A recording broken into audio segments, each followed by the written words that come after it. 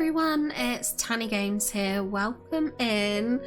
It is time to get married to Raphael. I asked my sister, I was like, who do I get? Because I was like 6 away from that box which guarantees you a sort of a card, a memory. So I was like, well, it's only 6 pulls away, I might as well get it. So I did, and I asked her which one to go for, and she said Raphael. So Raphael I got. So today we're getting married to Raphael. I'm very excited about this. I cannot wait. I think this is going to be fun. Usually Raphael isn't my pick. I'm not a Raphael girly in the slightest, but I'm excited to see this and experience Raphael in a way that I don't usually. So yeah, let's begin. Let's get married. A small speedboat cuts through the azure waters. Wait, azure? An island appears, but there's no trace of Mo Art Studio which was built on it. In its place stands an unfamiliar landscape. This is the newly formed spatial anomaly, huh? That person is... Carrying a canvas and art supplies, a familiar figure stands on the shore. Even from across the vast sea, I can see the helpless expression on his face. Raphael!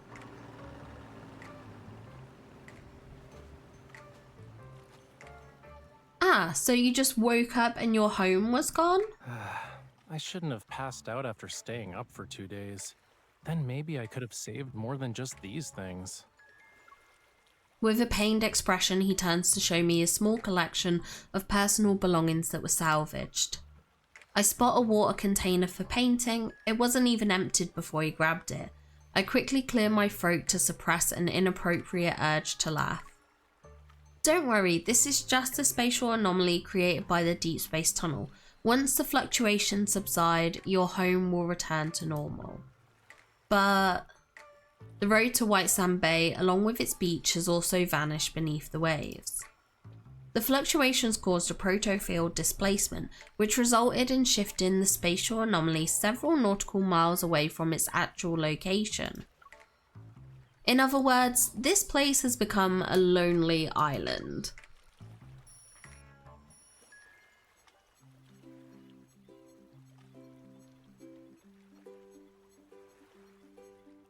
Everything is normal for now. No metaflux fluctuations has been detected, and there are no signs of wanderers. Well done. The spatial anomaly appeared without warning, so we'll need to conduct a more thorough investigation and analysis. Out of the corner of my eye, I see Raphael take an inventory of his art supplies. A light bulb goes off in my head. Captain, is it possible for me to continue my investigation? You're not gonna leave?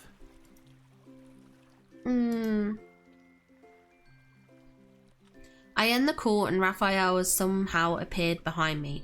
His eyes sparkle with anticipation.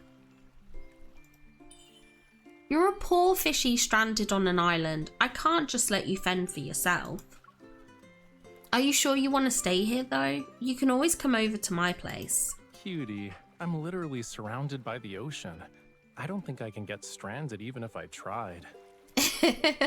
After his initial confusion wore off, Raphael quickly embraced his new status as a castaway. I was planning to visit a spatial anomaly for inspiration, since a lot were popping up recently. I didn't expect one to deliver itself to my doorstep, though. But there's a more pressing matter. A slightly troubled expression appears on his face. After painting for 2 days straight, I fell onto my bed, and then I spent the whole morning trying to save my art supplies. If I don't eat something soon, I might become a real castaway. This man really needs someone to look after him. Fishy cookies or lobster flavored crispy noodles? Which one do you want? I'll take the fishy cookies. Of course he does. What brand of cookies are these? They're pretty good. By the speedboat, Raphael tosses them into his mouth while taking the heavy bag from my hands. What's inside? a cooker and its grill. I also bought some seasonings and ingredients. Then that's... It's an auto-expanding tent from the association. It sets itself up with one press of a button. I'll show you how it works in a bit. I toss the tent and outdoor mat onto the beach's sand. Then I pick up another bag. And this? Some snacks, fruits, drinks, stuff like that. Miss Bodyguard, I think you're a little too excited about me being stranded on a deserted island. I am not. I continue tossing bags of various sizes onto the beach and speak with conviction. I was worried you might suddenly end up on a deserted island, so I brought everything I could think of, the necessary for survival. Raphael waves the game controller in his right hand and the boing fish-shaped massage hammer in his left.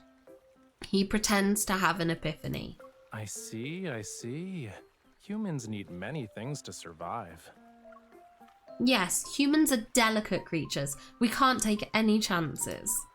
All right, we should hurry then. He gracefully leaps off the speedboat, then he turns with his arms outstretched. We need to build a shelter for my delicate human companion before the tide rises.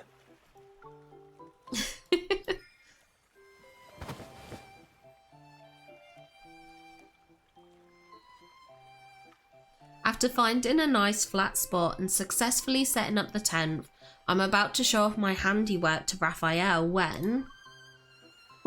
Where is he? Look. Flowers burst into my field of view, their vibrant red petals dancing like flames. They're beautiful. Where did you find them? Over there. I look at where Raphael was pointing and catch glimpses of something mysterious behind the dense foliage. I was looking for a branch so I could make you a fishing rod, but I found several flame lilies growing in the bushes. I followed the flower trail and saw... Do you want to take a guess? A tribe who lives on this island? This isn't good, Raphael. They might tie us up and feed us to the fish. I pretend to be scared and grab his hand. Oh boy, the seasonings you brought are gonna come in handy, you know. Can you sprinkle more thyme on me? Raphael gently squeezes my hand as he leads me across the soft sand. We follow the trail of flowers. An arc of light shines over the horizon. Its golden brilliance cascades into the center of the island. It reveals ancient ruins that rise and fall with the land.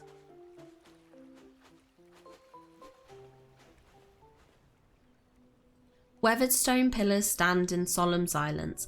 Vibrant vines cling tightly to their surfaces as if they were nature's radiant tattoos. There are sand-covered ruins and crumbling walls as far as the eye can see. With a low, mournful sound, the sea breeze passes through the cracks in the stones. This doesn't look like a tribe's home. It's more like the ruins of an ancient temple. In the center stands a weathered alcove. Broken stained glass windows cast their kaleidoscopic colours upon its surface. Raphael crouches down. His fingers gently trace the relief carved into the stone wall.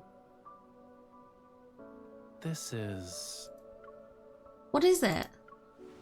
When Raphael doesn't answer, I lean in to examine it. The intricate carvings are detailed. While a lot has been worn away by wind and sand, I can still imagine their original magnificence. This part looks like a person. What's that? It's like sort of a giant crab raising its pincers? I'm sorry to disappoint you, but that giant crab is Lemuria's sea god. He takes my fingers and guides them to an indentation. He helps me trace the relief's patterns. These lines are the hair, and the pincers are actually the body. Next to it is a radiant sacred staff. These reliefs probably depict the legend of the first sea god from Lemuria's creation. They're not a guide on how to cook crabs. I'm sorry, I was rude. But how do you know for sure that this is Lemuria's sea god? I can tell just by looking at it. Seeing Raphael's matter-of-fact expression, I wonder if this is some kind of special sense that only Lemurians have. Based on what the association told me, these spatial anomalies appearing in the sea might be projections from the end of the deep space tunnel. If that theory's correct, then could this place be... Yeah, it might very well be from the sunken civilization of Lemuria. In contrast to my astonishment, Raphael remains calm as he gently closes my mouth. This temple was probably built by my great-great-great-great ancestors. So, if I took a bottle of sand from here, would it be a historical artifact? Make sure the sea god certifies its authenticity first. As Raphael speaks, he blows away the sand from the crevices. The carvings are more visible. This is Lemuria's sea god. What an imposing, majestic person. You know, there's also a young, good-looking one. Is the figure beside him his consort? Yeah. The sea god brought coral branches and conches when he asked her to be his bride. Wow, the sea god knows how to be romantic, huh?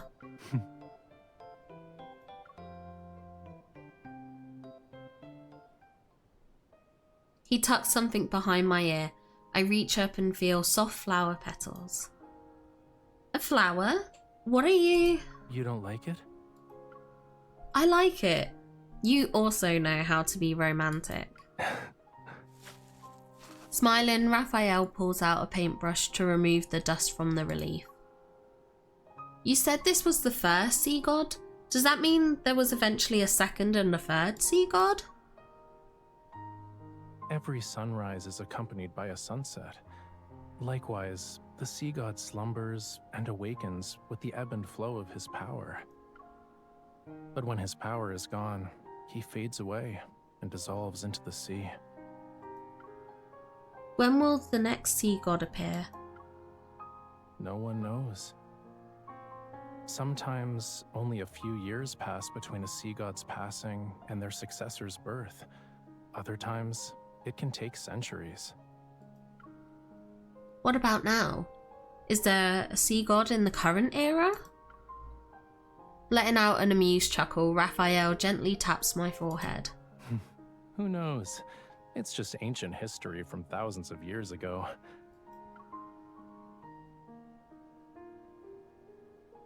Let's go. He dusts off his hands to remove the sand. Then he stands up and pulls me to my feet. Where are we going? To get my art supplies, duh. Nowadays, you have to be lucky to find Lemurian ruins. We need to copy these reliefs before they disappear and preserve them while we still can. But before that, there's one more thing. Following his gaze, I turn. Nearby, our tent is practically upside down. Only one peg is in the ground as it struggles against the howling winds. Oh! We better hurry. Otherwise, we'll have to share the ocean with the sharks tonight. Oh dear. Not our tent! After properly securing the tent, Raphael takes charge of the landscape architecture while I handle the interior design. By the time I finish organising everything and lift the tent flap, the sun is setting.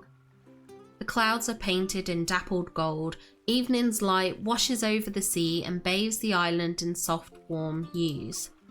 A bright splash of coral red now sits on the sand.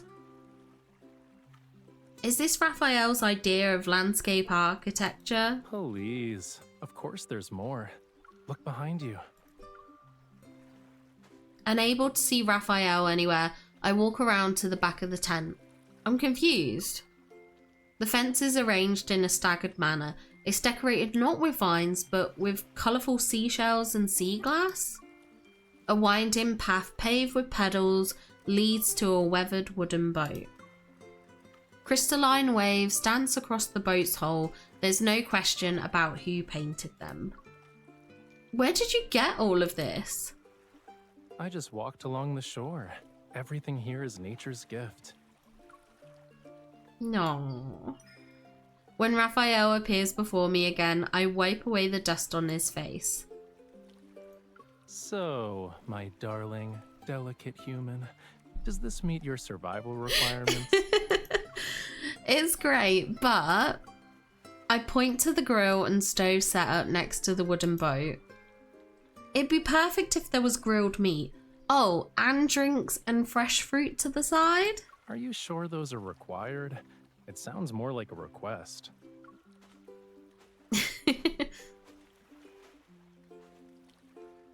Despite saying those words, Raphael walks over there. Here.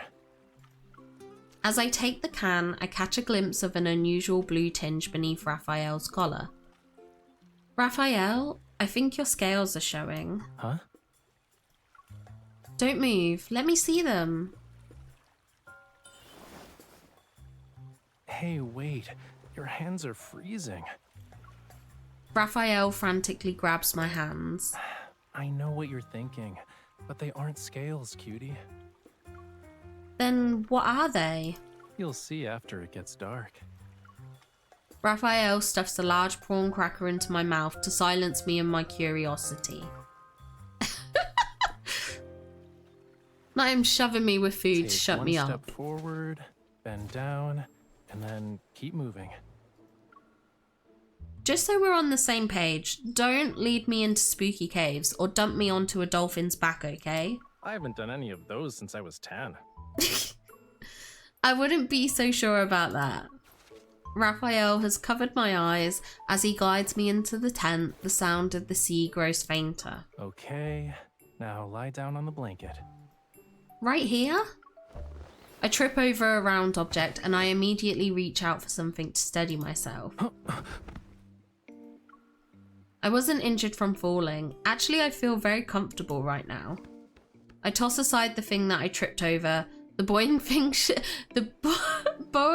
it boing fish-shaped massage hammer and feel the cushion underneath me.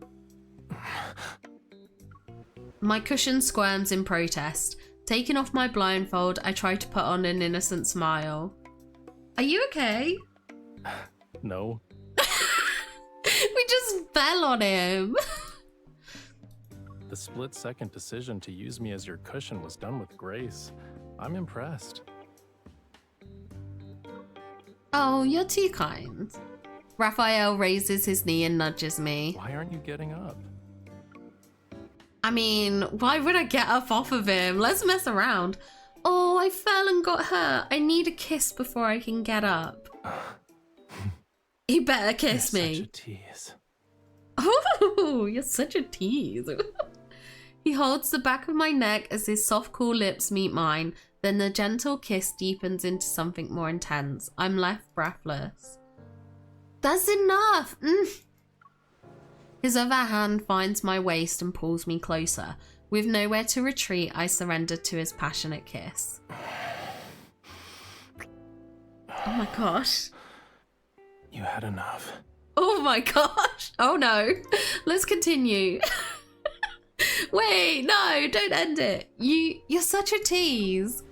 I try to calm down and sit up, but Raphael shifts to his side and gently guides me to lie down next to him. Can you tell me why you were being secretive this afternoon? Lie down and look up.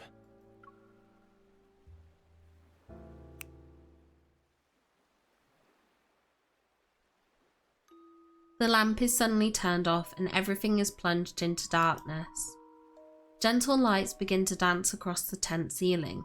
They gradually merge into a stunning display that resembles waves, blooming flowers and brilliant stardust. With the sound of waves lapping against the shore, I feel as if I'm falling into a luminescent blue ocean. I mixed paint with fluorescent materials to try and recreate what you'd see with bioluminescent algae. You know, the blue tears phenomenon. I used countless jars of paint to make a small bottle, but it was worth it. Beside me, Raphael is bathed in the same light. The paint mark below his collarbone gives off a gentle glow. It's like a kiss from the ocean.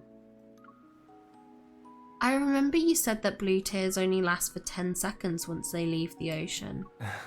These should stay with us for much longer, or at least until you wash them off.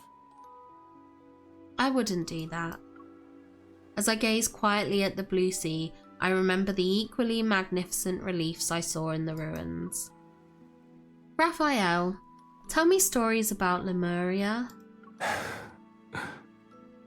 Do you remember the Tome of the Sea God? They say it contains the entire history of Lemuria, which spans countless millennia. It also has prophecies that were passed down for generations. Raphael moves his fingers and the glowing patterns transform into mysterious images. What tale do you want to hear about first? Oh, and before I begin, Amidst the sound of distant waves, his voice takes on the flowing sea's soothing quality. everything I'm about to tell you is nothing more than a myth.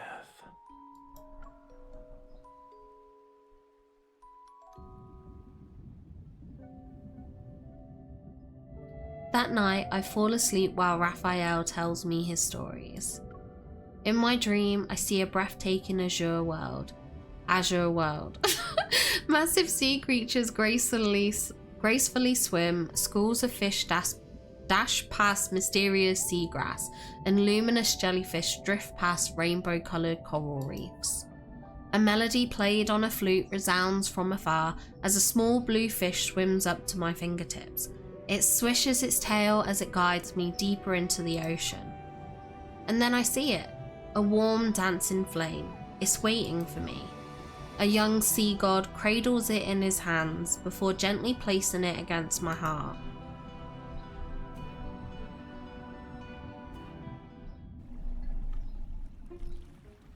Over the next few days, I focused on investigating the spatial anomaly while Raphael focuses on sketching the ancient reliefs. Aside from researching the ruins, he seems to be thoroughly enjoying this stranded on a desert island situation. For example, what's this? When I return from my investigation that day, I find a wind chime made of seashells hanging by the door. I wanted to make a paint organizer, so I collected some seashells. But then I realized I collected too many, which is why I made the executive decision to use them all. The table looks covered with several shell organizers, shell pen holders, and a row of little birds composed of shells. Look at this. Doesn't it remind you of the seagull that stole your bread yesterday? And then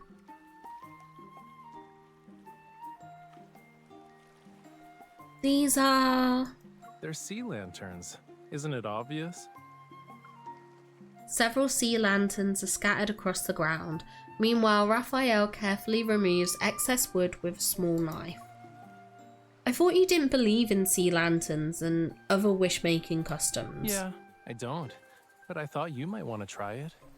Aw, that's cute. Well, you aren't wrong, and we need your fire here. You know, you're getting really comfortable with bossing me around. Too comfortable, in fact. Aw, he's cute.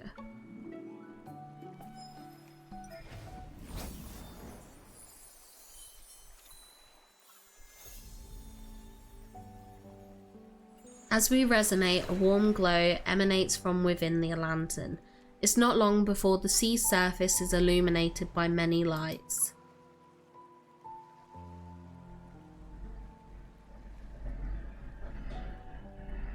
Our time on that small island slips away like a gentle breeze. I send over the last proto-field readings. Meanwhile, the arc of light above the horizon has faded. It's the spectre of its former self. This means the deep space tunnel's fluctuations are getting weaker. The spatial anomaly could vanish at any moment. The wind wakes me up that night. When I turn my head, I find myself alone. The sleeping bag is cold. Is he still awake? I pull back the tent flap and look outside. There's a faint glow coming from a fire in the distance. It's near the ruins.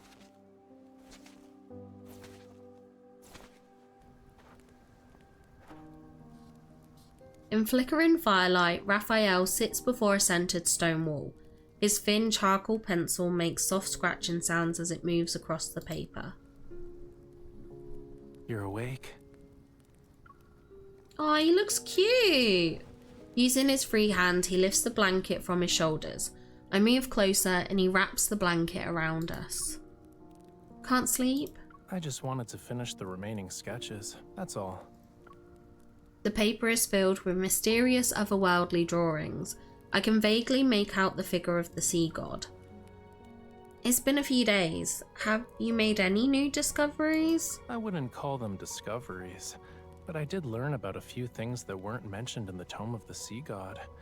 For example, the sea god tried to win over his beloved in a variety of elaborate ways.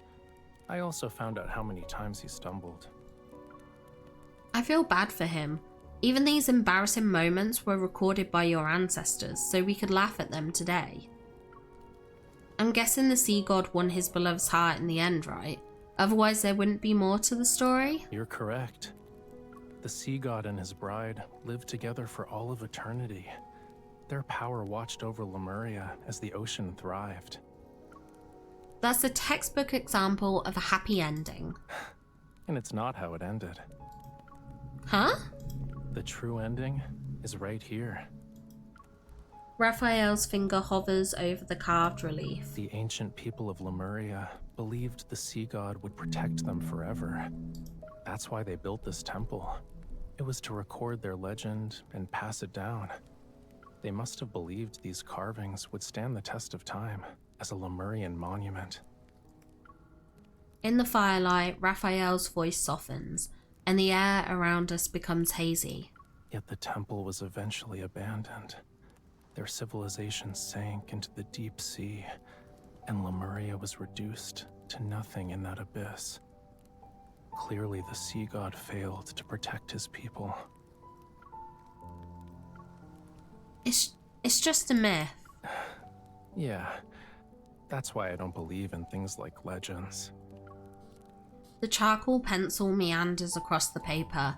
It leaves meaningless lines in its wake. Whether it's a sculpture or a painting, art is just one way to capture a scene, to preserve a moment in time. But sculptures crumble, and the colors in paintings fade. Our humble efforts are powerless against time's relentless march. But here you are, still drawing? I tap the paper in his hand. Deep down, you instinctively wish to preserve something, right? Don't you think it's contradictory? I know nothing lasts forever, but I still want to keep trying. I cup his face in my hands, then I squish his cheeks.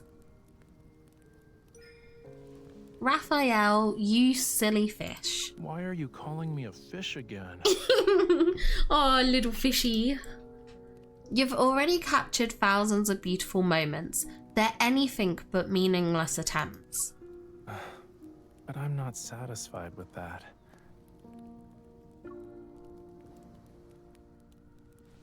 He lowers his head and embraces me. His warm breath tickles my ear. I want to capture more moments.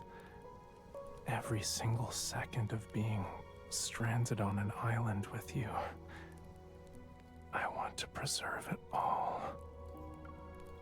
I hug him back, and when I see the arc of light above us, a thought appears in my mind. Can I do anything to make this moment last forever?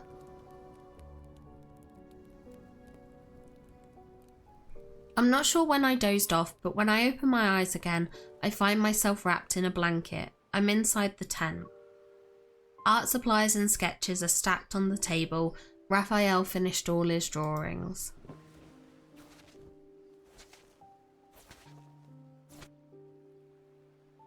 I walk outside and head to the shore in front of the ruins. Raphael is staring at the fading arc of light as dawn appears on the horizon. Do you want to watch the sunrise together? Sure. Is this our last sunrise here? Are you gonna miss this place? Of course. We worked so hard to build our base. Now we'll never see it or these ruins again. I know they won't really disappear though, they'll just return to their original timeline and space. I turn to meet Raphael's gaze. Even though our time will pass once this space dissipates, I believe it left its unique mark. Whether on this island or in our memories. Wait. I feel like I'm about to hear something important. I need to prepare myself. For what? Are you really gonna spend our last moments on this island wearing pajamas? They aren't pajamas. Looking down at my wrinkled clothes, I touch my messy hair. A belated rush of embarrassment floods my face. There's a brown box in the tent. Check it out. I'll wait for you here. Oh my gosh, Raphael, jeez.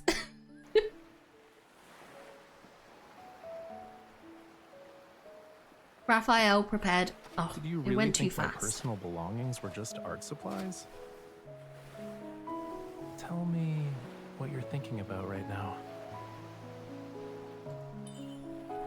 I need to borrow your fire again.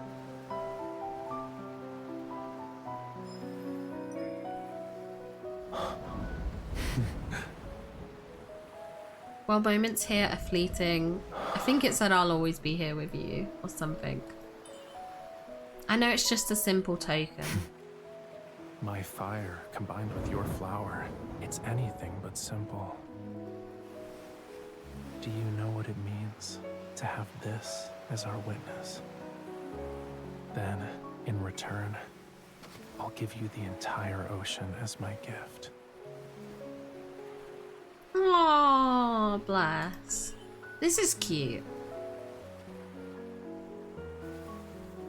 By Lemurian customs, our covenant has been forged.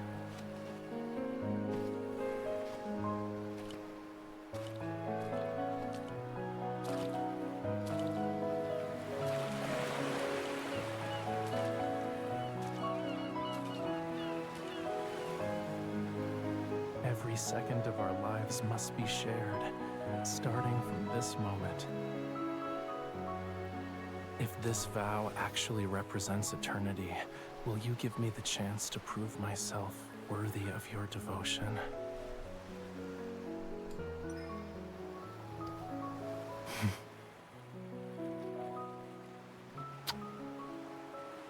Aww, this is so beautiful.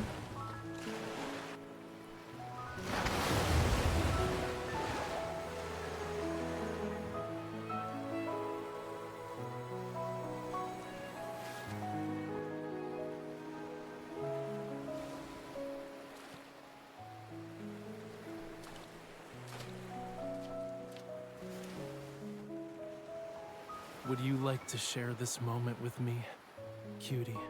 Yes, let's ride the fishy. And not in that way. I know what you're all thinking.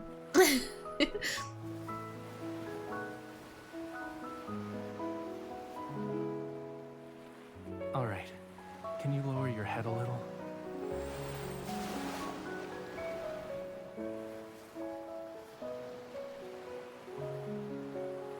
From now on, the ocean's waters flow for you. Oh my gosh, these men. They know what to say. Oh, that's so cute.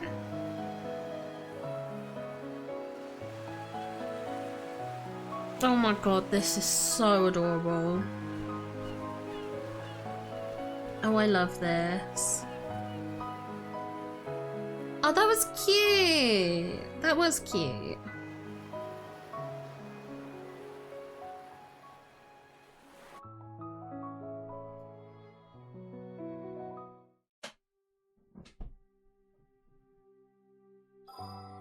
Aw, I enjoyed that. I did enjoy that. I think it was cute. It was cute.